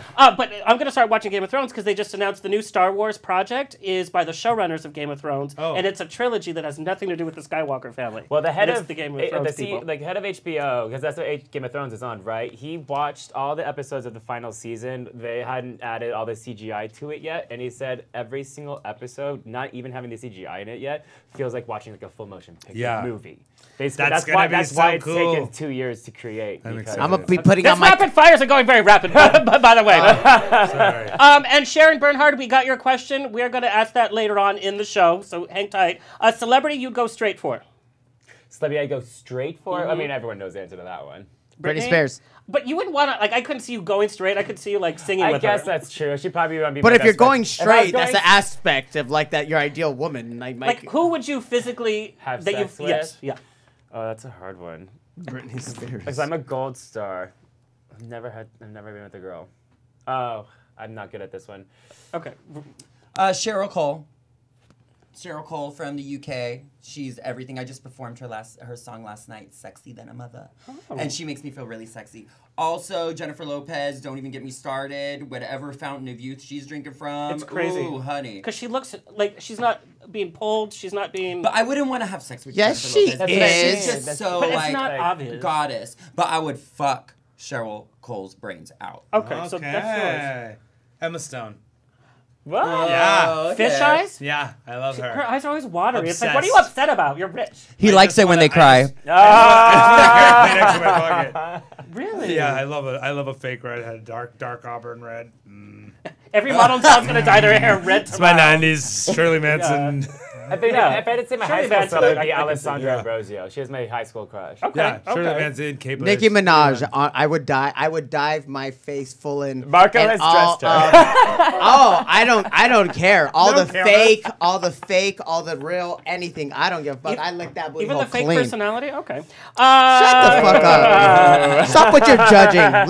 Leave my job. a successful black woman alone. Hey, Go pick on somebody else, bitch. I'm not here for I that. picked on Oprah's stupid pizza crust. 70% The cauliflower. cauliflower? Oh, Bitch, yeah. you don't eat your own But pizza. that's not We know picking that. on Oprah. That's picking on pizza crust. That's different. She created it. I'm not the one. Oh, Henry's getting We'll see. pissed. Yeah, She's getting I saucy. don't give a Okay, a superhero you would cast yourself as. Me? Magneto. Yeah? Oh, he's like a superhero, supervillain. He's a superhero. I would have to go ahead and bring some sexiness to Elastigirl. Oh, I could totally see that. Look how long these arms are, girl. I'm Yeah. already ready for the role. You'd be a last on something else. Don't lie. That's what she wants. Okay. Who, superhero? I feel like I identify the most with Storm.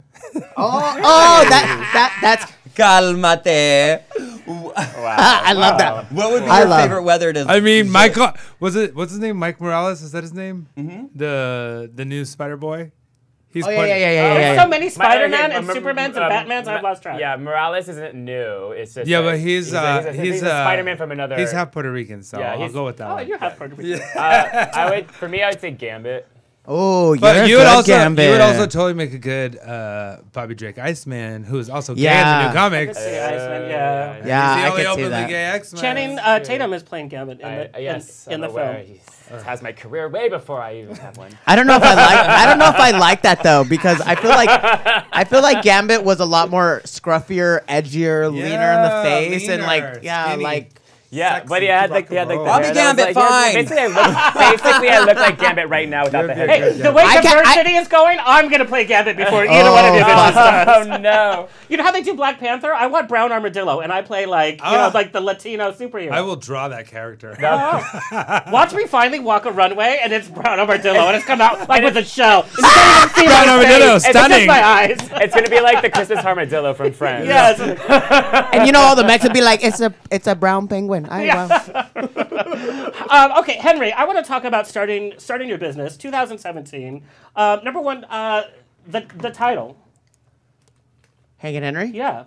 Oh. Can you explain the Okay, title? so... Because I thought it was going to be like Fierce times 10 or something like that. Oh, it's not. So Hank is... It's not. Hank is me with makeup. Henry's me without makeup. So it's like the Ziggy Stardust to my David Bowie. It's my alter ego. It's a different. So Marco too. So it's the reason why. So actually, my uncle's named. Okay, so I didn't grow up with a lot of friends, and I usually played with myself a lot, and I had an imaginary.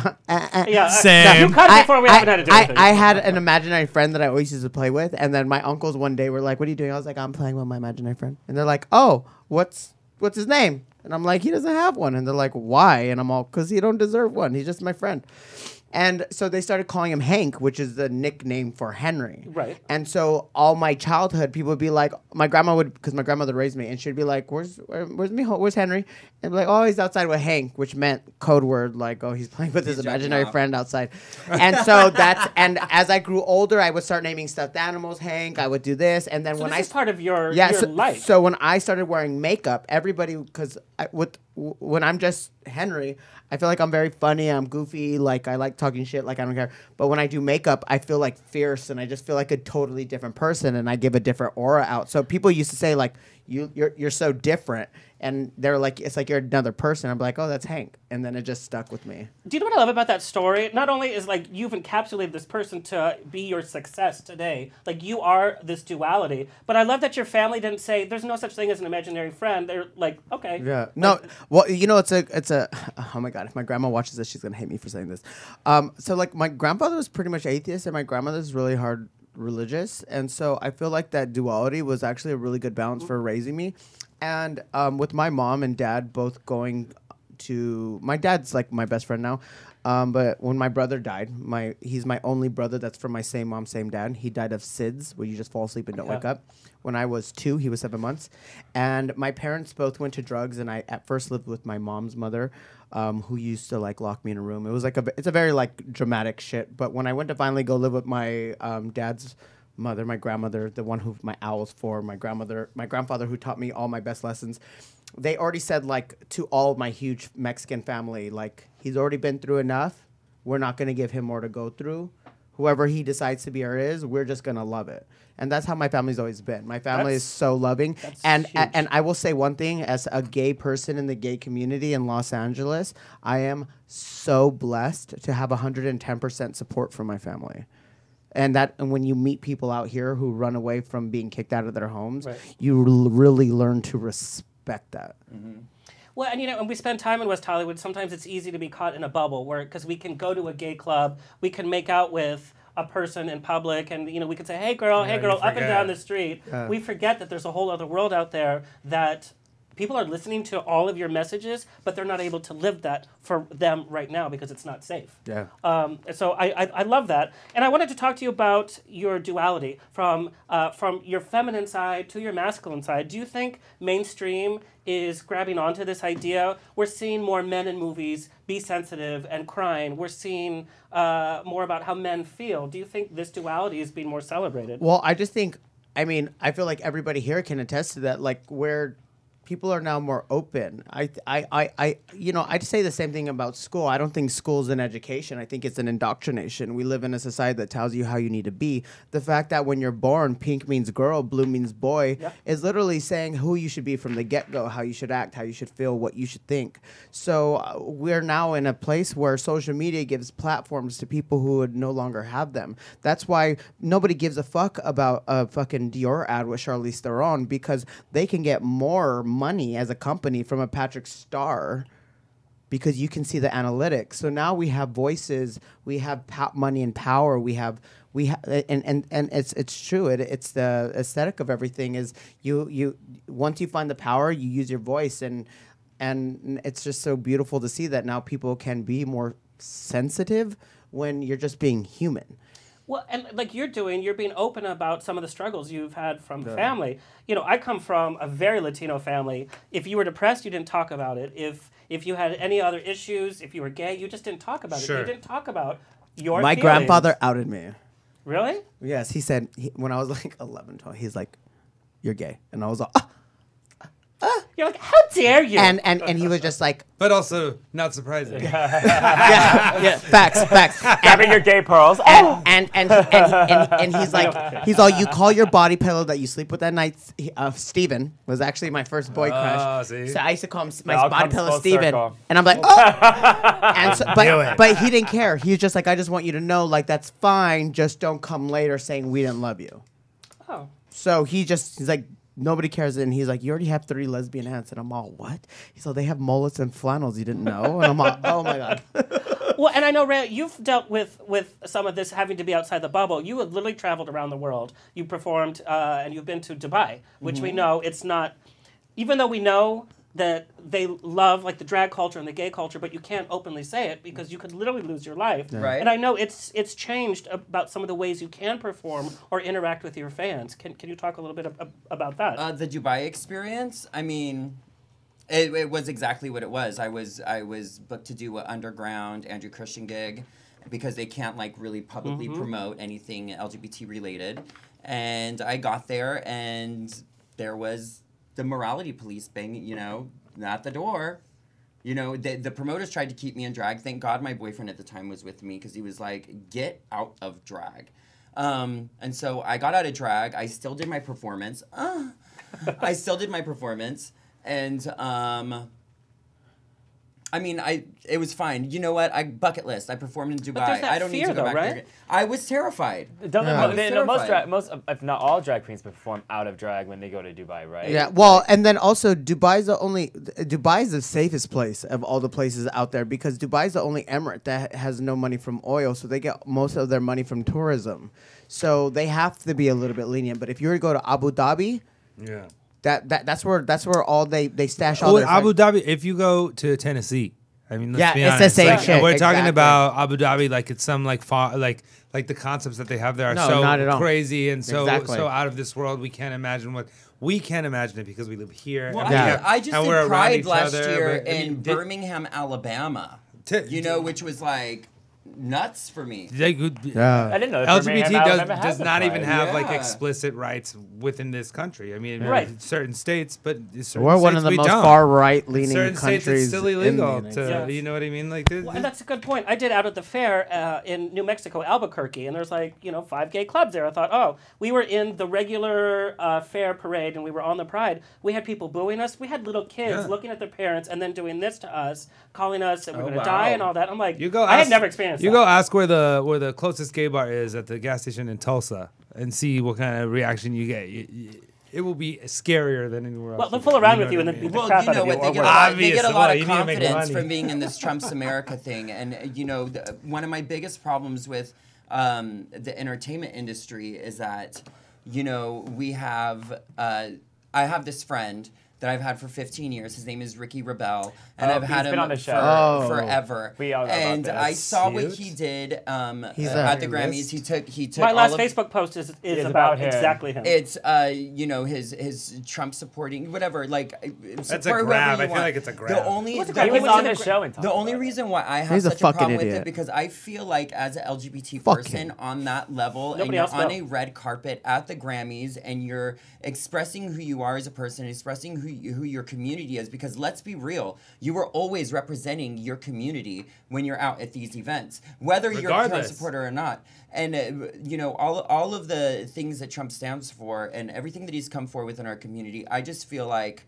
the only reason that I unfollowed him and I went public about it was because I don't feel that someone in that position in the LGBT community should be showcasing that kind of view when that view is so important right now. It was at the Grammys. It wasn't even like at a Trump rally or a political rally. But we also need to recognize that it was also reversible, and he only wore it for a moment. But it's also not. But it's also not Trump's America. If Trump was impeached and Mike Pence became in office, that might even be a scarier place for us to live. And so like what we need to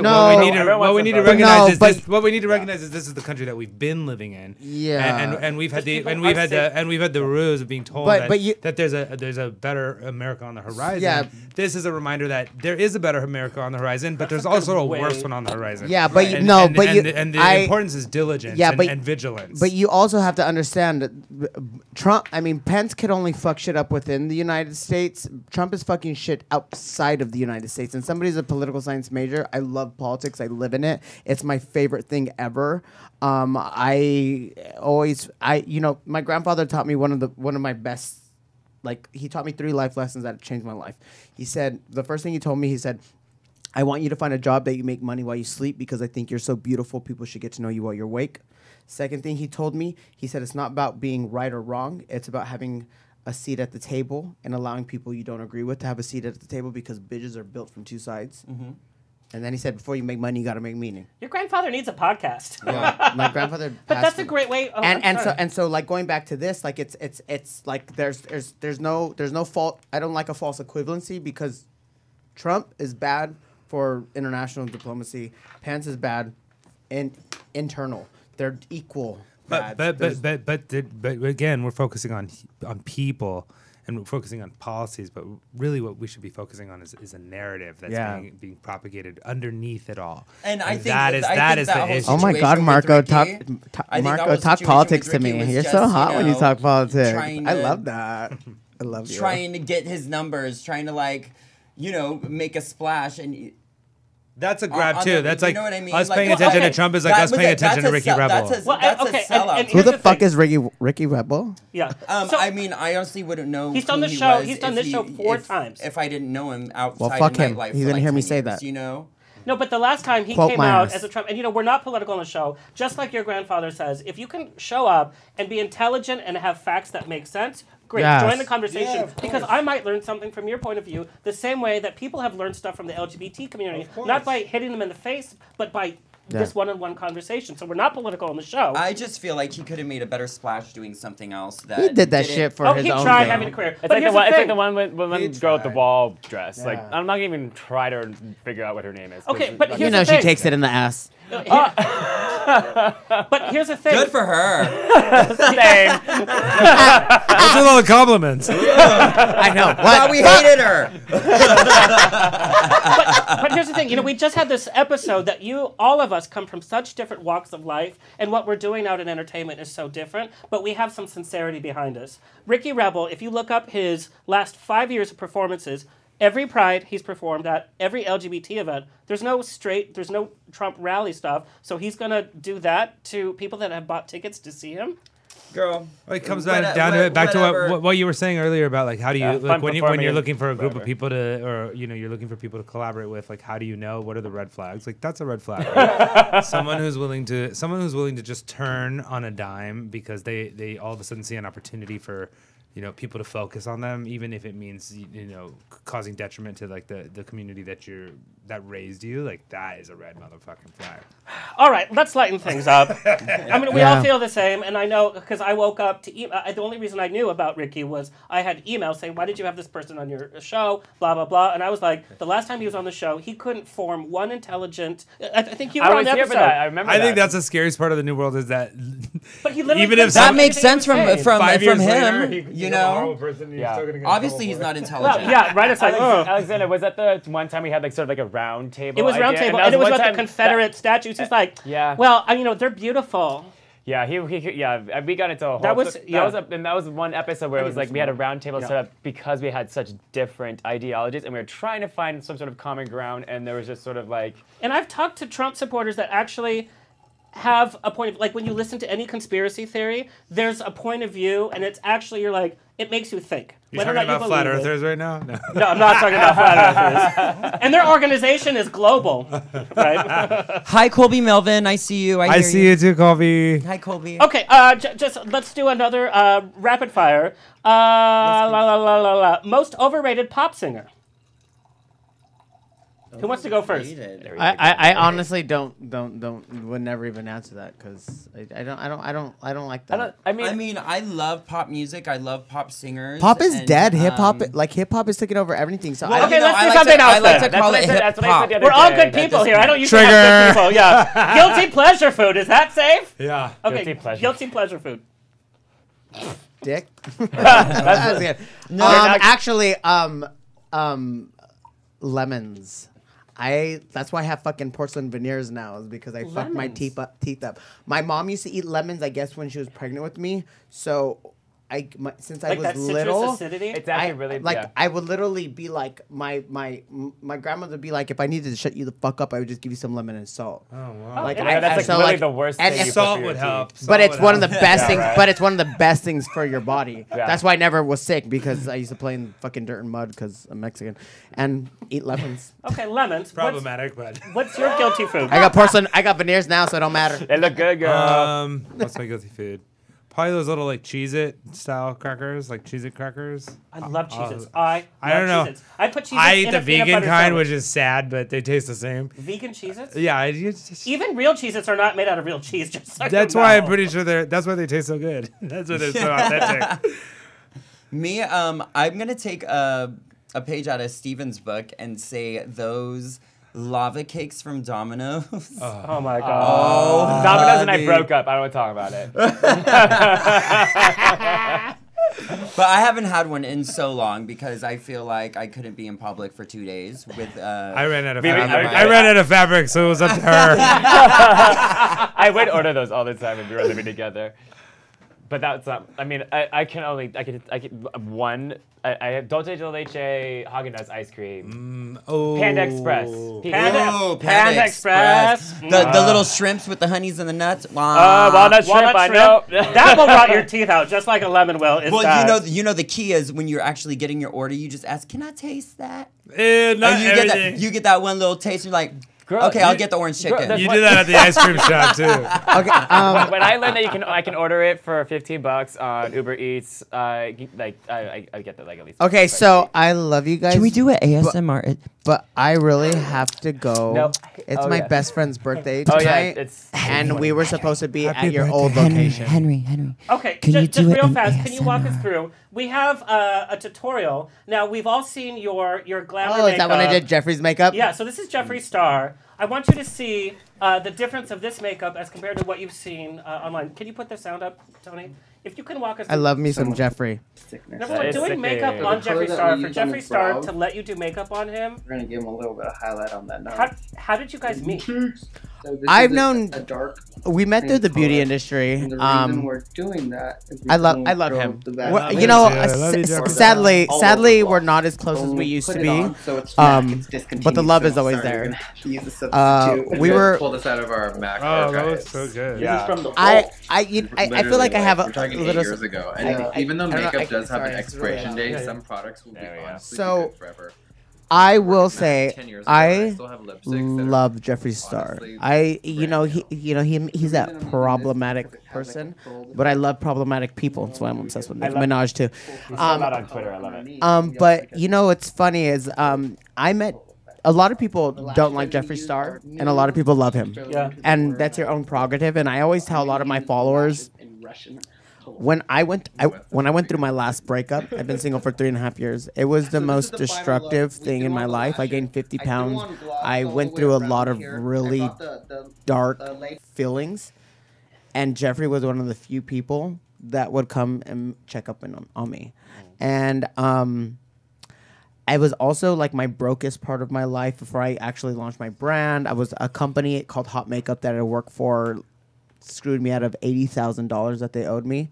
So I got my car repossessed, and I was living, and I got it repossessed when I was I was homeless for about almost 2 months. I was sleeping at the Pacific Design Center parking lot because I knew the guy who was there. And Jeffrey was only one of the few people who would actually check in on me.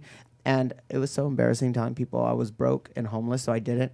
The only person that knew was my friend Murray Swanby, which you guys know. He did the show two weeks ago. Never heard of him. Yeah, so like, that guy, another one that lived with me. I have such a deep respect and love for Jeffrey.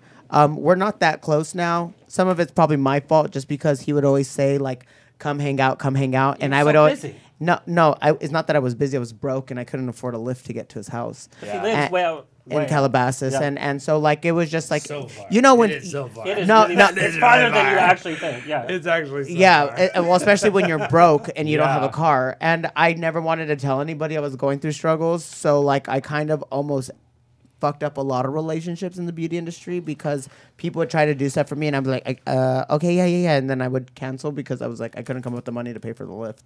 So it is, and but you know, every time I do see him, it's all love. I'm happy for what he's doing, and I mean, I just, you know, sometimes you have to go through the gutter to, you know, smell the flowers. Yeah. Henry, so we're going to continue. Henry has to go. We're going to take a quick cast photo that you can see on Instagram at On The Rocks On Air. I'm sorry, it's my friend's birthday, and they won't sit anybody down at Catch unless everybody's there. Yeah. So here's what we're going to do. Here's what we're going to do, you guys. Glitter Bomb, as you know, is my new national TV talk show broadcasting to over 22 million homes, covered by People Magazine and listed as the must-watch show on New Now Next, featuring me and my co-host with some of your favorite stars from film, TV, music, and reality TV. Tune in every Thursday, 7 p.m. Pacific Standard Time. Also, we just got launched on Facebook Watch. You guys are going to take a peek out of a clip of Gaylyweds, where we played with Orange County housewife Peggy Sulahian and Love and Hip Hop's Mr. Ray. I love Peggy. And when we come back, we're going to have final thoughts from our guests, except for Henry because he has to go. And then we're finished. That was his final thought. And I love you so much, Henry, and thank you so much for letting Steven and I be a part of the campaign. What do you mean letting you? Thank you. It was, you know, it was a major thing, and for us to be a part of your baby, and for us to be part of your cosmetic line and your business and everything that you stand for. It really meant a lot for me to be a part of it. Is beautiful. And I know that it meant a lot for everyone else around the world that saw the campaign, because all I got was, wow, the diversity. Yeah. Wow, like this is what Hillary Montez in 2019 is about. But Hillary Montez 2019. I'm grateful for you guys, because you guys are literally a perfect representation of the people I surround myself, the people I love, the people I want to build. Well, you guys, you have to listen, like you and with Marco as well. I mean, I started working with you ages ago, and you still have me in your I was young. But like Henry and I spoke about this when I first met you, like, you know, 7 or so years ago, and you know, we would always like keep up and talking about it every year or so and stuff like that. And then, you know, 7 years later, it's still like it was. You know, but you know, it's funny. Like it was years ago that I would say I would tell them years ago, I'm gonna have my own brand and you guys are gonna be a part of it, and you're gonna be. And I'm like, yes, let me know. Yeah, let me know. I'm all about it. Anytime you need me, let me know. Tony, finally play the red picture. It's in the farthest right. Oh yeah, the one to the right. There we go. So this is Henry, where can people find your product? Where can they visit your campaign? HankandHenry.com is the website, or you can visit Hank and Henry Beauty. So, and the slogan. Give a shout out to the models. So the fag in the middle is me, Hank. Below is the beautiful Hillary Montez. She is just so beautiful. Hillary. Our the beautiful girl right there, makeup artist turned model, Megan. / Lolita Diamond is our beautiful woman of color, because you gotta have representation. 2019. And then below we have Britney Spears's you know, just taking a little nap on the boa. You know, it's hard modeling, you know. So we have Steven Dehler. I think that's the first time in the entire I've ever level up. Level up. Yeah. I used to be Dehler. Now I'm and then Dehler. what is JoJo's last name? Jojo on the radio. Guadagno, but he's Jojo Guads, the Prince of Twerk, baby. He's also my son, House of Litre. Shout out. Yes. And then we have Miss Rhea Litre. Bitch, Yes. you are serving fucking Oh, face. that face. She's like, oh, are you guys here? Yes. Well, the thing is, okay, funny in post, I am actually so Taller. huge. That They had to lower you. I sent funny. Sean Videla, who's a The photographer. photographer. Shout out to Sean amazing Videla and photographer. Melissa Dominguez, She who was used the to take up the hairstylist. whole corner. But like, it was the whole quarter, and Sean Videla beautifully shrank my ass to a. He had to because she was so fucking tall. She was. She was not like all you saw her as the a chin. proportions are so right. Yeah. Like he's brilliant. He's so good. He's brilliant. You guys check out Hank and Henry and Thank you makeup guys. needs for whatever walk Yeah. of life you And are. thank you no for having me. matter who I would you are. love to do this again. Alcohol and talking is just my favorite thing. You guys, we're gonna take a quick picture with Henry. When we come back, we're gonna have Stephen Dehler's 2-year anniversary of his pop culture segment. Final thoughts, and then we're Love you out. guys. Thank you Favorite guys. segment, Thank baby. you guys so much. Thank In you a guys. burning building, who would Alexander or Enrique pick to save from a burning building? Beyonce or Britney? So you're answering about what they would do. Beyonce or Britney, who would they save? Who is it? We'll make you for trouble. At least I guarantee you that you're trying to outwardly cheat. You're not trying to hide it or anything. You gotta go. You gotta. All right, we're gonna first reveal over here. So are you gonna let her? Okay, she wrote down hers. 3, 2, 1, reveal. Beyonce. Oh my God! You have to save the queen. It's Britney. Even drew a picture of Britney. You did. You only had so much time because Peggy over here used to be back forth, and you still did. Beyonce. He didn't tell me that. That's the game. Okay. Erase those. Time for question number 2. Okay. All right. Now this question is to Enrique and Alexander. Okay. What are Peggy and Mr. Ray's drink of choice that would always get them in trouble? Oh, he knows. All right, but you're answering too. So they gotta match. Oh, so you gotta write it down. Exactly. So you're writing down the truth. They're writing down what they think I it will is. change my name if we get this wrong. All right, answers are locked in. This is what. Wait a minute, just to make sure I'm right. This is the drink that he would drink. No, what you would drink. Okay, change that answer real fast. We're gonna start over here. Come on, Alexander. Our show. Let's 3, 2, 1. Oh! What? But you know what? I'll respect it because they're both low-calorie cocktails. Yeah. So Tequila's where it's at, girl. I hate tequila. No, but you get in trouble when you drink tequila. No? Not if you have vitamin Ready? 3, 2, 1. Tequila. Yeah, see? Oh, tequila. Okay, you give you a half. I have 3. I have Jameson, Hennessy, or tequila. You hedged your bet, so I'll give you a tequila. half. I was like, All right, so they're in the lead. You guys have to win this one to even be playing in the game. We're all switching teams. First time I ever said that. All right, this question. All right, would Alexander or Enrique rather have a child, a cat, a dog, or a Louis Vuitton purse? All right, you guys, so that was our Gaily Wed game from Glitter Bomb. Check it out every Thursday on national TV. Just search your cable, you'll find us. Or if you don't have cable, Facebook Watch is fine. All right, this is our 2-year anniversary with Stephen Dehler, and I have to tell you, I love the emails that I get about Stephen Dehler. Not only is he gorgeous, but he's so nice, and we get to hang out behind the scenes, and so And I'm really smart. excited and very smart. So, And he can draw. and played the piano. All right, Stephen, for your 2-year anniversary, Tony, lead us into this. Here we go.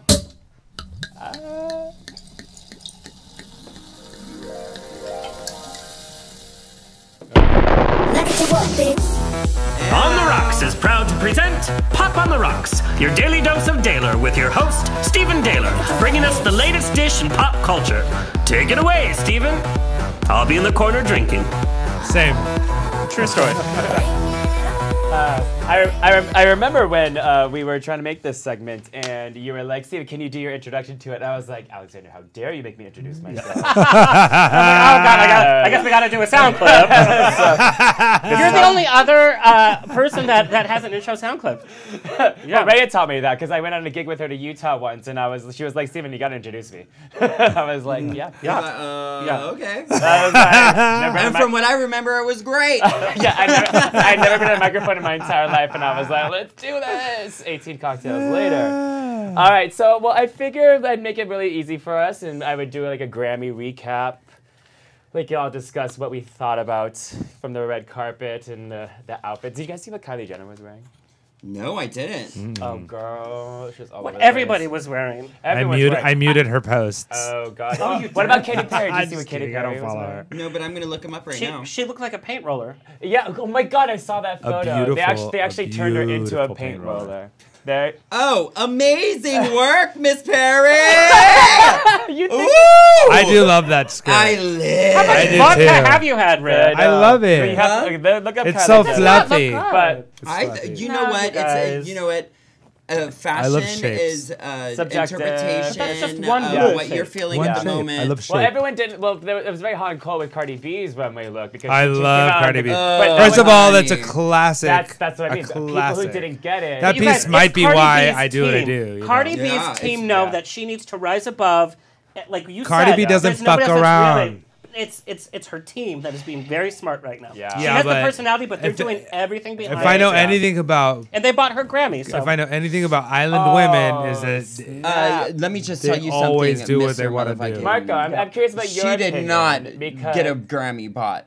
I do think, and actually, Grammy what? I know at least from personal experience, that album was fire. It was fire. And everyone could not stop talking about that album. Why? But was it a pop album or a rap album? It was a hip hop. No, I know what it was. It was a hip hop. It was a hip hop album. It wasn't mostly a hip hop record. If you listen to the full record, there are hard moments. I There do are not hard hit moments. next once on that whole record. I I love think the whole Cardi thing. is an amazing.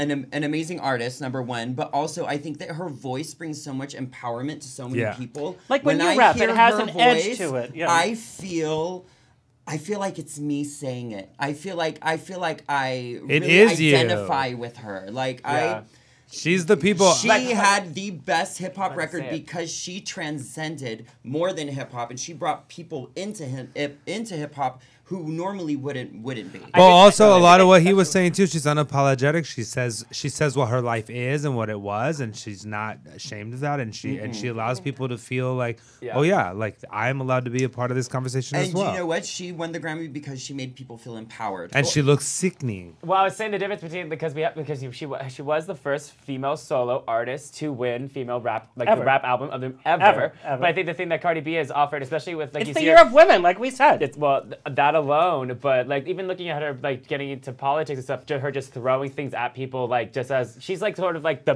people's rapper in a sense, where like she is what Nicki Minaj wasn't able to do is that she is making it. So I feel like Nicki Minaj was like. Well, no, but we can't fault Nicki Minaj for being a part of the time that she was in. No, I'm not saying that. Cardi B could not have this platform without Nicki Minaj. This is the thing about Nicki and Cardi. Nicki can't really say how she really feels because her persona is being like Nicki Minaj. Cardi, on the other hand, is her brand is being authentic to her true self, not being Barbie. That's not an being interesting.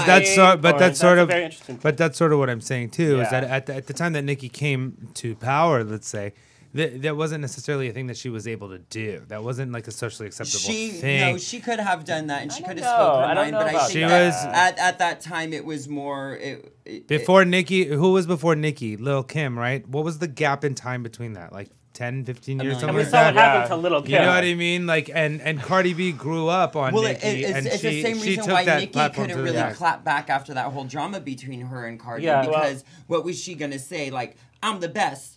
Blah blah blah. Like You're right. She didn't have you know as what much. I mean? But Cardi could be like, no, fuck you, but bitch. Also, You're the worst, but that's who Cardi is. But also, this is and I think that's where Nicki faults is that she's not authentic to who she really is. She's authentic to who her character is. That's exactly it. She's a sensationalist, and that doesn't. Like we like Cardi B because we want to hang out with her too. Yeah. I wouldn't want to hang out with Nicki Minaj to save my life. I think these two women can take a I have for 1 second, and it wasn't that fun. Well, I think these two women can take a page from what Manila and Naomi are doing on Drag Race, where they're taking their feud, and it's obviously a creative feud that they're doing on the show, but they love each other, and they respect each other as artists and performers. Like Nicki It's respectful. is is playful.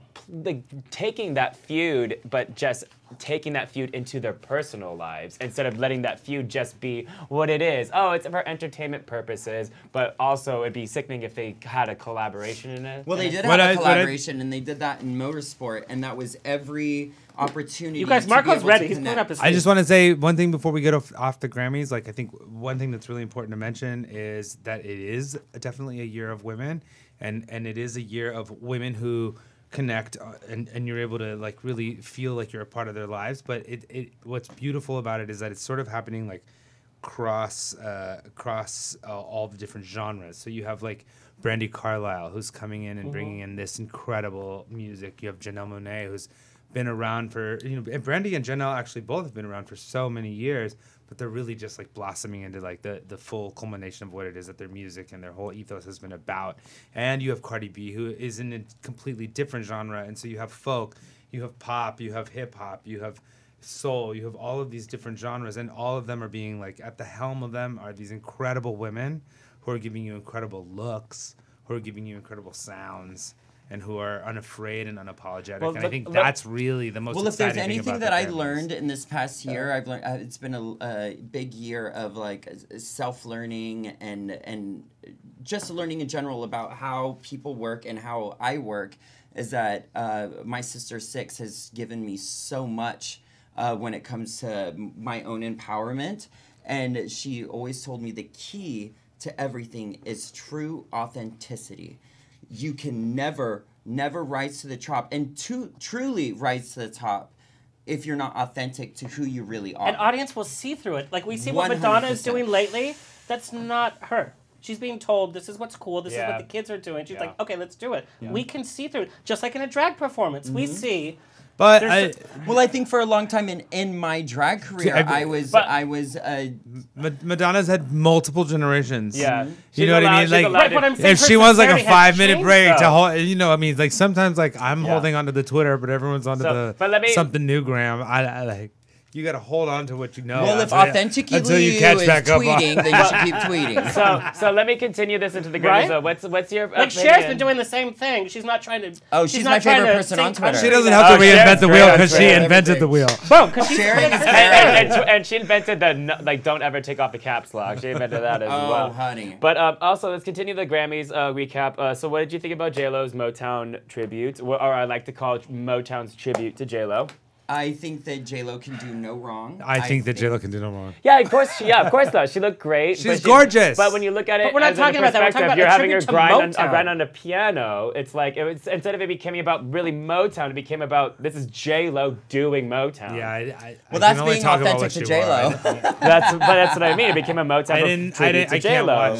I only watched Brandi Carlile and Janelle Monáe because. Well, I mean, let's be honest. That's what the Grammys is about. Award shows music, are probably going to be the thing of the past 2020. I mean, everything. Like, no so it was the worst-rated Grammys. We had the worst-rated Emmys, Golden Globes. Everything's been worst-rated. Everything is falling, and now the Oscars is such a debacle. You know what they want to do? There's nobody hosting. You know what they want to do for hosts, right? They told all the people that have ever been in the Avengers that they cannot be like giving any awards out for any of the previous shows because what they want is they're going to have the entire cast of all like 80s of those celebrities. Post. Right, and also they've cut out half of the nominees for Best Song. Yeah. Also cinematography, I think it's sound editing now it's and all only that. on, it's like, this is what makes movies a movie. Commercial breaks or something. Yeah, it's so ridiculous. Editing, and makeup.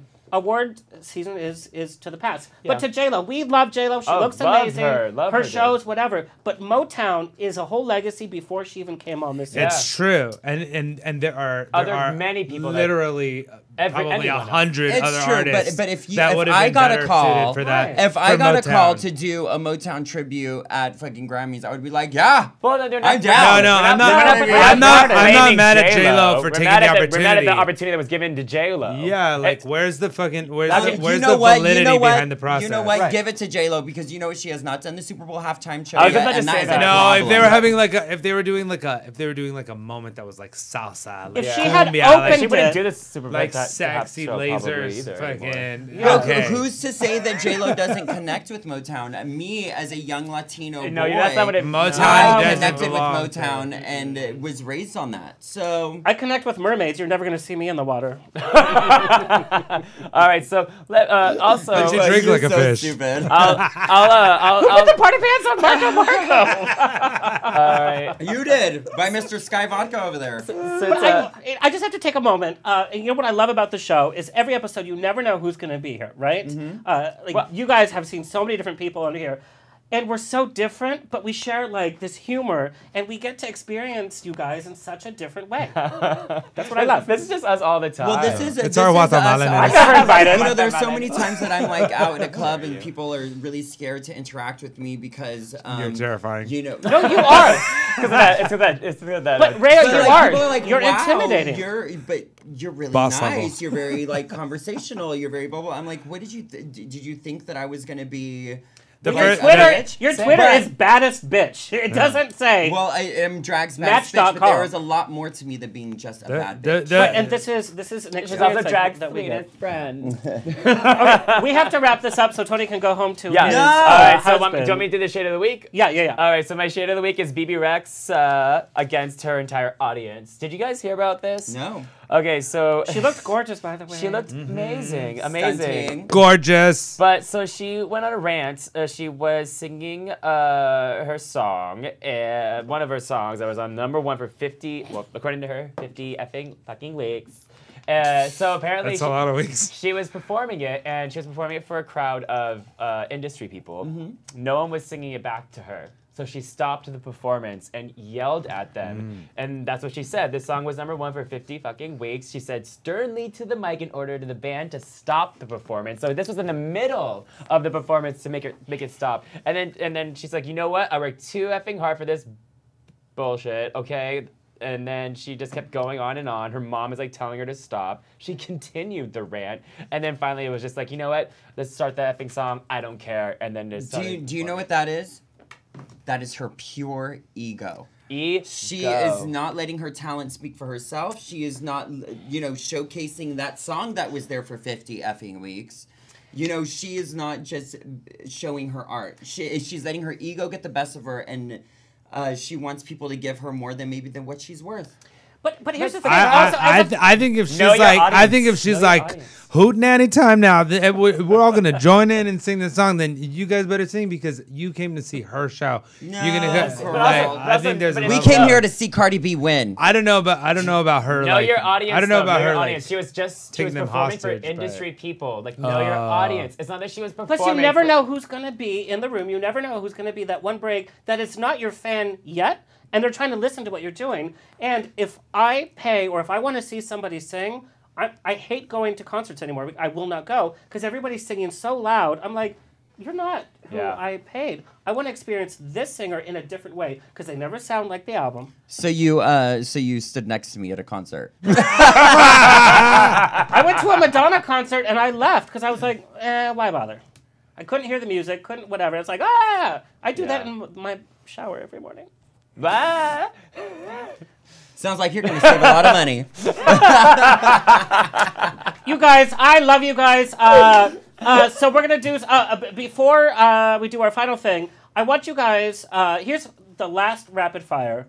I was going to have you say something to your fans, but you guys are really interactive with your fans, which I really love, except you deleted your Facebook, so I can't stalk you anymore. I'm very old.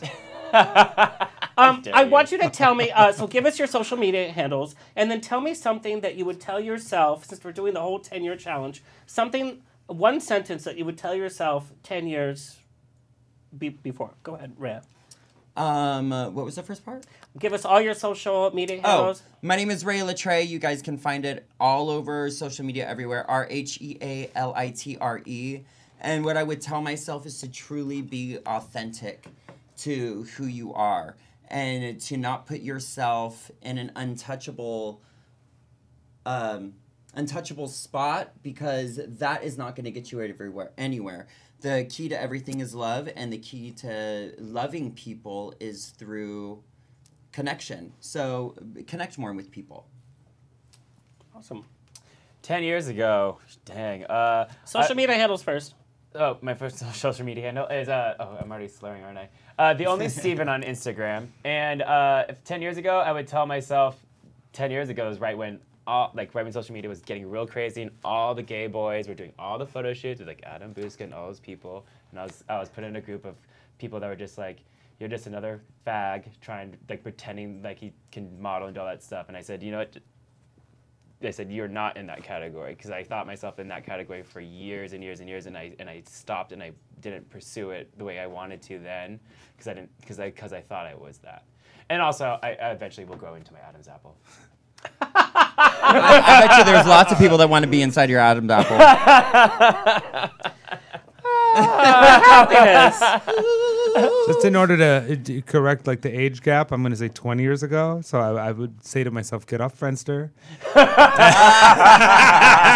Stop downloading on LimeWire. Get off Friendster. Wasn't Friendster a sitcom with